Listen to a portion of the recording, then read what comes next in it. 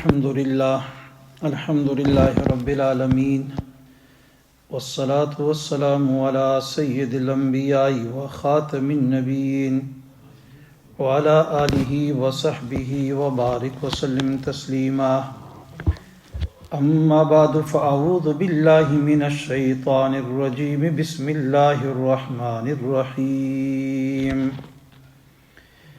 شهر رمضان الذي أنزل فيه القرآن هدى للناس وبينات من الهدى والفرقان فمن شهد منكم الشهر فليصمه ومن كان مريضا أو على سفر فعدة من أيام أخر يريد الله بكم اليسر ولا يريد بكم العسر ولتكملوا العدة ولتكبروا الله على ما هداكم ولعلكم تشكرون صدق الله العظيم. نہایت ہی قابل قدر مسلمان بھائیوں اور بزرگوں، آپ حضرات کے سامنے سورہ بقرہ کی آیت نمبر 185 تلاوت کی ہے. رب العالمین سے دعا ہے کہ اللہ تعالیٰ اس کے متعلق صحیح بات سمجھانے کی اور کہنے کی توفیق عطا فرمائے، اور رب العالمین ہم سب مسلمانوں کو صحیح معنوں میں قرآن و سنت کے مطابق زندگی بسر کرنے کی توفیق عطا فرمائے. اس آیت کا مطلب ترجمہ یہ ہے، رب العالمین کا ارشاد ہے کہ شہر رمضان، مہینہ رمضان کا، الذی جس میں انزل اتارا گیا، نازل ہوا، فیہ القرآن قرآن کریم، ہدی للناس، ہدن ہدایت ہے، للناس لوگوں کے لیے، وبینات من الہدی، بینات اور دلیلیں ہیں، من الہدا روشن راہ پانے کی، والفرقان اور حق و باطل سے جدا کرنے کی. فمن شہد منکم الشہر، فمن سو جو شخص، شہدہ حاضر ہو یا پائے، منکم تم میں سے، الشہر اس مہینے کو، فلیصمہ تو اس کے روزے رکھے. ومن کان مریضا اور جو شخص بیمار ہو، او علی سفر او یا علی سفر سفر پر ہے، فعدۃ من ایام اخر، فعدۃ گنتی پوری کرنی چاہیے اسے، من ایام اخر دوسرے دنوں میں. یرید اللہ اللہ رب العالمین چاہتے ہیں، بکم تم سے، الیسر آسانی، ولا یرید اور وہ نہیں چاہتا، بکم تم سے، العسر دشواری تکلیف. ولتکملوا العدۃ اس واسطے کہ تم پورا کرو، العدۃ گنتی کو، شمار کو، ولتکبروا اللہ اور تاکہ بڑائی کرو اللہ رب العالمین کی، ما ہداکم اس بات پر کہ تمہیں ہدایت دی، ولعلکم تشکرون اور تاکہ تم احسان مانو، اس کے شکر گزار بندے بن جاؤ. اس سے پہلی والی آیتیں جو پچھلے درس میں گزری، اس میں اللہ رب العالمین نے رمضان کی فرضیت کے حکم کو بیان کیا تھا. یا ایھا الذین آمنوا کتب علیکم الصیام کما کتب. تو اب اس کے اندر فرضیت کا حکم تھا کہ تمہارے اوپر رمضان کے روزے رکھے گئے، فرض کیے گئے ہیں، اور اس میں کہا ایام معدودات، چند گنتی کے دن. اب وہ گنتی کے دن کتنے ہیں؟ تو اس اگلی آیت میں اس کی وضاحت کی. اگلی آیت میں اس کی وضاحت کرتے ہوئے رب العالمین نے فرمایا کہ شہر رمضان، شہر کہتے ہیں مہینے کو، شہر عربی میں مہینے کو کہا جاتا ہے، اور رمضان، رمضان یہ رمز کے معنی میں آتا ہے. رمز کا معنی ہوتا ہے احتراق کے معنی، جلانے کے. اور رمضان کو بھی رمضان اس لیے کہا جاتا ہے کہ جس طرح ایک حدیث میں بھی آتا ہے کہ روایت میں آتا ہے، حضرت انس بن مالک رضی اللہ عنہ سے روایت ہے، وہ فرماتے ہیں کہ رمضان کو رمضان اس لیے کہتے ہیں کہ وہ گناہوں کو رمز کر دیتا ہے، یعنی گناہوں کو جلا دیتا ہے، ختم کر دیتا ہے. تو اس لیے رمضان کو بھی کیا کہا؟ رمضان کہا گیا. تو اس مہینے کے اندر بھی جب مسلمان اللہ رب العالمین کی رضا اور خوشنودی کے لیے روزہ رکھتا ہے، عبادت کرتا ہے، تھوڑی عبادت کرتا ہے، بڑا ثواب اس کو ملتا ہے، اور جس کی وجہ سے رب العالمین اس کی خطاؤں کو کیا کر دیتا ہے؟ جلا کر ختم کر دیتا ہے، مٹا دیتا ہے۔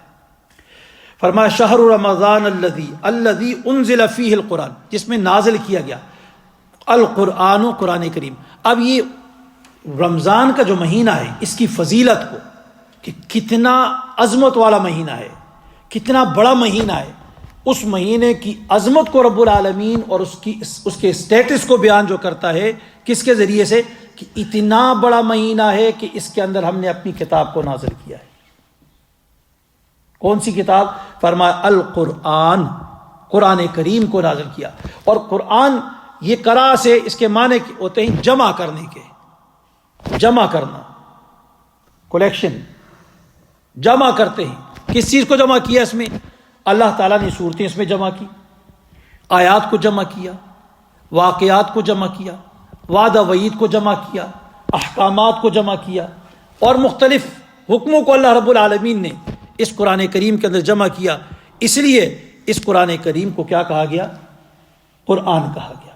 اور یہ القرآن، یہ اب اس کا یعنی صفت بن چکی ہے قرآن کریم کی، اور اس کا یعنی قرآن کریم یہ نام کس چیز کا ہے؟ کتاب اللہ۔ جس طرح تورات ہے، زبور ہے، اسی طرح اللہ رب العالمین کی جو کتاب ہے کتاب اللہ، اس کا نام کیا ہے؟ القرآن الکریم۔ تو فرمایا انزل فیہ القرآن، اتنا عظمت والا مہینہ ہے، نازل کیا گیا اس میں القرآن، قرآن کریم۔ کیسا قرآن ہے؟ کہ ہدی للناس، ہدن، ہدایت کا ذریعہ ہے۔ کس کی؟ انسانیت کی۔ کہ اگر انسانیت ہدایت چاہتی ہے، رہنمائی چاہتی ہے، تو اس کتاب کے قریب آئے تو یہ کتاب اس کے لیے رہنما بن جائے گی، اس کے لیے دنیا اور آخرت کی کامیابیوں کا کیا ہے؟ راستہ کھول کے رکھ دے گی۔ ہدی للناس، ہدایت کا ذریعہ۔ پھر فرمایا وبینات من الہدی، اور اس میں دلیلیں ہیں۔ ایسی کتاب نہیں ہے بات کرتی ہے صرف، قصے کہانیاں نہیں سناتی، بلکہ قصے کو بھی اگر بیان کرتی ہے تو بطور دلیل کے بیان کرتی ہے۔ مضامین ہیں اس کے اندر، ان مضامین کے اوپر واضح دلائل کے طور پر اللہ رب العالمین کیا ہے؟ اس کو بیان کرتا ہے، گویا دلیلوں سے بری ہوئی ہے، واضح اور کلیئر دلائل اس کے اندر کیا ہے؟ ایویڈنس، پروف موجود ہے اس کے اندر۔ فرمایا والفرقان، فرقان کا معنی ہے حق و باطل کے درمیان تفریق کرنے والی، جدائیگی کرنے والی، اور سابقہ کتب کے درمیان کیا ہے؟ اس کے درمیان بھی فرق کرنے والی ہے، اس فرق کو واضح بیان کرنے والی کتاب۔ فرمایا فمن شہید منکم الشہر، فمن، سو جو شخص، شہیدہ، پالے، شہیدہ کا معنی ہوتا ہے عربی میں کہتے ہیں حاضر ہونا، شہیدہ حاضر ہونا، کہ جو آدمی اس مہینے میں حاضر ہوا، حاضر ہو، تو پھر کیا کرے؟ منکم، تم میں سے، الشہر، اس مہینے کے اندر، فلیصمہ، اس کو چاہیے کہ اس کے روزے رکھے، اس کو کیا چاہیے؟ اس کے روزے رکھے۔ تو فرمایا ومن کان مریضا، اب یہ جو آیت ہے نا فمن شہید منکم الشہر، یہ آیت تو پہلے جو آیت گزری ہے جس میں یہ کہا گیا تھا کہ جو آدمی روزہ نہیں رکھ سکتا، یعنی ٹھیک ٹھاک آدمی، ہٹا کٹ آدمی، صحت مند آدمی، روزہ نہیں رکھ سکتا، اس کو چوائس دی تھی فدیہ دے دو یا روزہ رکھو۔ تو اب اس آیت کے اندر اس فدیہ والے حکم کو کیا کر دیا؟ ختم کر دیا، کہ نہیں، وہ جو حکم تھا وہ صرف اس آدمی کے لیے باقی ہے جو بالکل ایسا بوڑھا ہے کہ جو صحت حاصل کرنے کے بعد بھی روزہ رکھنے کی طاقت نہیں رکھتا ہے، یا کوئی ڈائبٹیز کا مریض ہے کہ روزہ رکھتا ہے تو بس ختم ہے، تو اس کے لیے کیا ہے؟ اس میں پھر بھی ابھی اس میں کے لیے گنجائش ہے۔ تو فرمایا فمن شہید منکم الشہر فلیصمہ، تو اب ہر آدمی کے لیے حکم عام آ گیا کہ جو آدمی بھی اس شہر کو پائے، رمضان کے مہینے کو پائے گا، اس کے اوپر لازم ہے کہ اس مہینے کے روزے رکھے، پورا مہینہ روزہ رکھے۔ فرمایا ومن کان مریضا او علی سفر فعدۃ من ایام اخر۔ اب یہ آیت پہلے تو گزر چکی ہے، دوبارہ اس آیت کو یہاں پر پھر کیوں بیان کیا گیا؟ اس لیے کہ کہیں ایسا شبہ پیدا نہ ہو جائے لوگوں کے دماغ میں کہ اللہ رب العالمین نے کہا فمن شہید منکم الشہر فلیصم، کہ جو آدمی مہینے کو پائے تو اس کے ذمہ لازم روزہ رکھے۔ تو ایسا نہیں کہ پہلی آیتیں گزری کہ جو آدمی مریض ہے، سفر پہ ہے، اس کو چھوٹ دی گئی تھی، کہیں وہ چھوٹ والا حکم بھی کہیں ختم تو نہیں ہو گیا؟ تو لوگوں کے شبہ کو ختم کرنے کے لیے، مٹانے کے لیے دوبارہ رب العالمین نے اس حکم کو واضح اور کلیئر کر دیا کہ فرمایا وَمَنْ كَانَ مَرِيضًا، جو شخص بیمار ہو، او عَلَىٰ سَفَرٍ، یا سفر پر ہے، فَعِدَّةٌ مِّنْ أَيَّامٍ أُخَرَ، دوسرے دنوں کے روزے رکھے گا، دوسرے دنوں کے روزے۔ یرید اللہ بکم اليسر، اللہ رب العالمین چاہتے ہیں تمہارے لیے۔ اب یہاں پر چند مسائل فقہا نے لکھے کہ مہینہ جس نے پا لیا اس کے ذمہ کیا ہے؟ روزہ رکھنا ہے۔ اب من شہید منکم الشہر سے مراد کیا ہے؟ تو مفسرین لکھتے ہیں کہ اس کے اندر روزہ رکھنے کی صلاحیت موجود ہو۔ کیا ہو؟ روزہ رکھنے کی صلاحیت موجود ہو۔ مہینہ تو مل گیا، صلاحیت نہیں ہے تو پھر روزہ نہیں ہے۔ صلاحیت کا ہونا یہ ضروری ہے۔ اب صلاحیت سے کیا مراد؟ مثال کے طور پر ایک آدمی ہے، رمضان کا مہینہ ہے، اس کو مل گیا، چاند نظر آ گیا، لیکن سڈنلی کیا ہو گیا کہ اس کو کوئی بیماری لائق ہوگی، ہارٹ اٹیک ہو گیا، کوئی بیماری ہوگی، تو اب جب بیمار ہو گیا، معذور ہو گیا، تو اب یہ صلاحیت اس کی ختم ہو گئی۔ تو جو ہی صلاحیت ختم ہو گئی تو اس کے اوپر روزے کی فرضیت بھی کیا ہو گئی؟ اٹھ گئی۔ کب تک اٹھی؟ جب تک کہ ٹھیک نہیں ہوا، لیکن جب ٹھیک ہو جائے گا تو اس کے اوپر کیا ہو جائے گا؟ روزہ رکھنا۔ اسی طرح مسافر سفر، اچانک سڈنلی کسی کا پاکستان میں کوئی فوت ہو گیا، اس نے طرف سے سفر باندھ دیا، تو اب اس سفر کے اندر اس کو گنجائش دے دی کہ روزہ رکھتا ہے یا نہیں رکھتا، لیکن اب یہ جو فرضیت تھی اس سے روزے کی اٹھا دی گئی۔ لیکن جو ہی دوبارہ اگر یہ جا کے وہاں پاکستان میں پہنچ گیا، اپنی منزل پہ پہنچ جاتا ہے، تو وہاں پر رمضان کو پھر پا لیتا ہے، تو اس صورت میں کیا ہے؟ اس کے اوپر پھر روزہ کیا ہو جائے گا؟ فرضیت اس کی چھوٹ۔ یہ بھی لکھا ہے مفسرین نے کہ ایک آدمی ہے، نابالغ بچہ ہے، بلوغت اس کی شروع ہو جاتی ہے، تو بلوغت ہو گئی رمضان کے اندر، تو اس نے روزے کو پا لیا، مہینے کو پا لیا، تو لہٰذا اس کے اندر صلاحیت آ گئی ہے، تو صلاحیت آ گئی تو اس کے اوپر روزہ کیا ہو جائے گا؟ فرض ہو جائے گا، اس کے اندر روزہ فرض ہو جائے گا۔ اسی طرح دوسری ایک چیز یہ یاد رکھی، بعض ممالک کی جس کے اندر پورا دن گزرتے ہیں، رات ہوتی ہی نہیں ہے، رات ہی نہیں آتی ہے، 6 مہینہ دن ہے یا 6 مہینے رات ہے۔ اب 6 مہینے کی رات جو ہے اس کا کیا ہوگا؟ تو فقہا نے لکھا ہے کہ اس آدمی کے لیے کیا ہے؟ یہ فمن شہیدہ، یہ جو اس کے اندر روزہ رکھنے کی صلاحیت ہے وہ نہیں آئی، تو لہٰذا ایک دن کے ایک روزہ اس کے ذمہ ہے، باقی تو رات ہے تو رات اس کے اندر پائی جاتی ہے، تو لہٰذا اس کی فرضیت اس سے مخاطب نہیں ہو رہی، لہٰذا 6 مہینے والا جہاں ملک رات آتی ہے تو اس کے اوپر روزہ فرض نہیں ہوگا۔ نمازی بھی اس کے لیے کیا ہوگی؟ جس طرح ایک دن کی نماز آ گئی 6 مہینے کے بعد، تو بس وہی اس کی نماز کافی ہو جائے گی۔ آگے فرمایا یرید اللہ بکم اليسر، ایسے احکام میں نرمی اللہ نے کیوں پیدا کی کہ مریض کو کہا تم روزہ نہ رکھو، مسافر کو کہا تم روزہ نہیں رکھتے ہو تو نہ رکھو، یہ اجازت کیوں دی؟ کیوں دی اجازت؟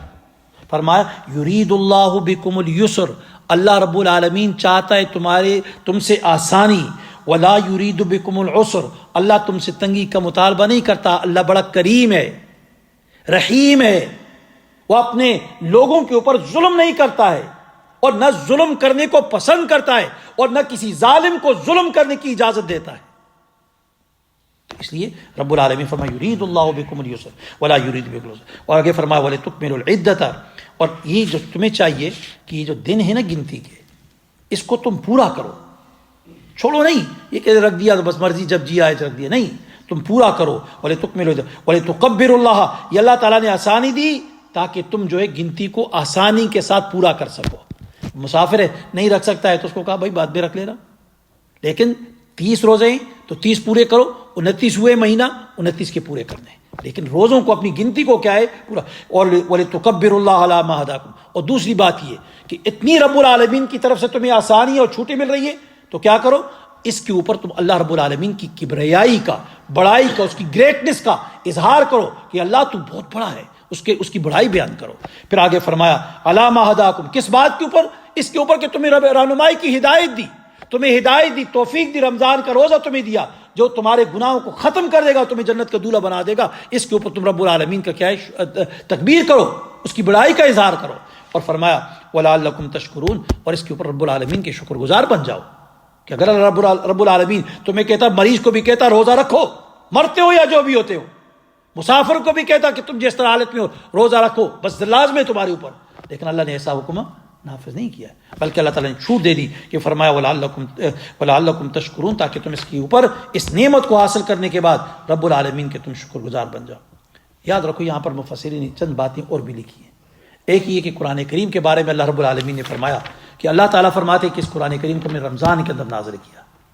اب رمضان المبارک کے اندر کون سی تاریخ تھی اور کون سی رات تھی جس کے اندر اللہ رب العالمین اس کو نازل کیا ہے؟ تو قرآن کریم میں فرمایا اللہ تعالیٰ نے ایک جگہ میں کہ لیلۃ المبارک، مبارک برکت والی رات کے اندر اس کو ہم نے نازل کیا ہے۔ اور وہ رات کون سی ہے؟ انا انزلناہ فی لیلۃ القدر۔ اور کون سا تاریخ تھی رمضان کی؟ تو مفسرین فرماتے ہیں کہ رمضان المبارک کی جو 24 تاریخ تھی اس کے اندر یہ قرآن کریم نازل ہوا۔ اب کہاں سے نازل ہوا؟ تو فرمایا یہ لوح محفوظ سے آسمانی دنیا تک یہ رمضان کی اس لیلۃ القدر کی رات میں قرآن کریم نازل ہوا ہے۔